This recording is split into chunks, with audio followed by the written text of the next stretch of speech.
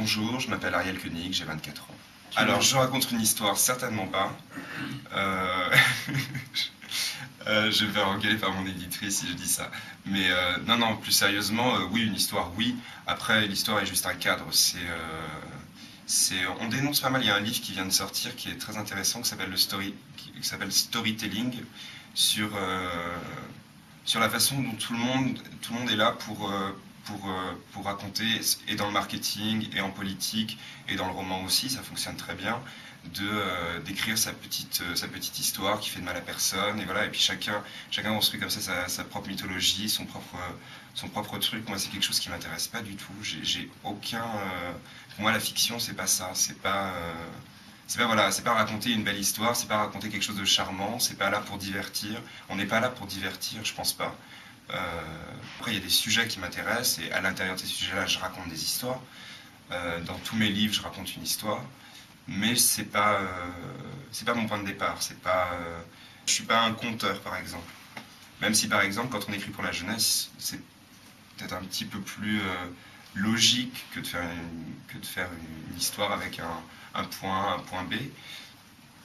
Mais voilà, je suis capable d'en faire. J'en fais même avec plaisir. Et je m'investis là-dedans, mais j'oublie au maximum le fait... j'oublie au maximum cette volonté de raconter une histoire. Dès qu'on s'intéresse à des sans-papiers, dès qu'on s'intéresse à son pays, dès qu'on s'intéresse à des gens qui ne sont ni avocats, ni financiers, ni machin, on est un auteur social. On est qualifié, on fait de la littérature sociale. Pas du tout, enfin je veux dire, c'est pas... il y a un truc absurde là-dedans. Je dis que je fais des livres, oui, qui reflètent à chaque fois l'intime dans le social. Maintenant, quand je dis social, c'est pas parce que c'est des milieux pauvres à chaque fois, du tout. C'est parce que, bon, ça concerne, oui, la société, cette entité-là, quoi. Mais j'ai pas une fascination pour la misère, je fais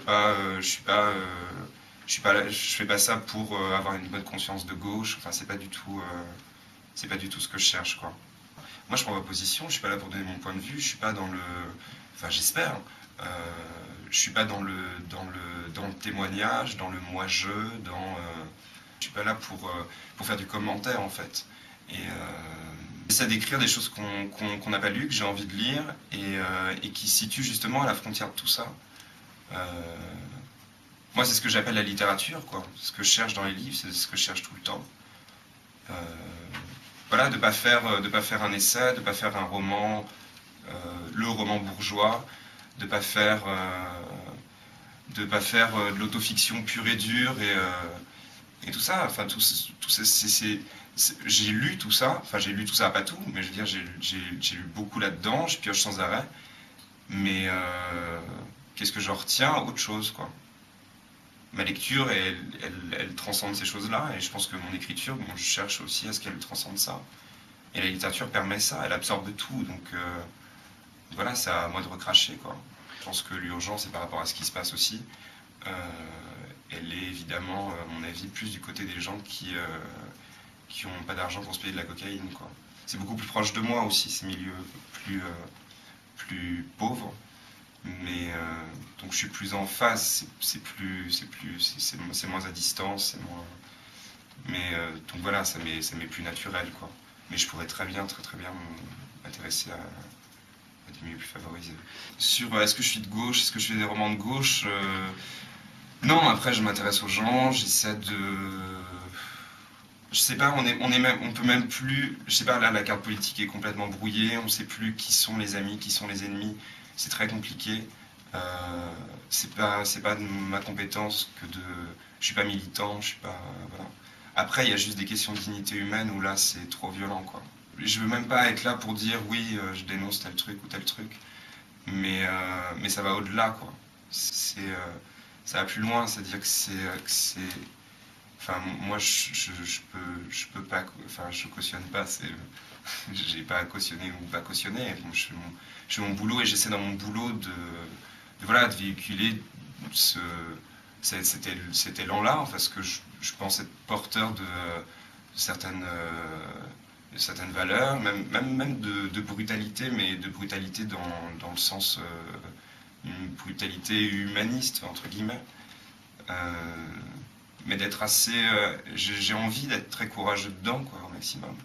Après, voilà, je regrette de pas faire plus, mais j'essaie de le mettre. Mais comme j'inculque, comme j'ai aussi absorbé par exemple les théories queer, et que, mais je suis pas du tout militant non plus. C'est tous mes livres sont queer, par exemple. Quitter la France, les personnages sont pas sexués, c'est pas anodin. Queer, c'est les théories sur la sexualité qui ont été travaillées d'abord aux États-Unis, puis ensuite qui ont été amenées en France et tout. Donc plusieurs auteurs se revendiquent, ou du moins s'y sont intéressés de très près, comme Virginie Despentes, ou Guillaume Dustan. Et voilà, c'est des choses que j'ai absorbées, je suis à la littérature d'après. Euh, voilà, maintenant je suis pas militant là-dedans, comme je suis pas militant de gauche, comme je suis pas anarchiste, je suis pas... Bah, j'ai signé, je sais pas, j'ai dû signer 4 pétitions dans ma vie. Je préfère le défendre après dans mes livres, même si je le défends sans être forcément ostentatoire ou militant ou très punchy. J'essaie que le livre le soit, quoi. Que le livre, pas interpelle, c'est plus que ça, mais bon, provoque quelque chose.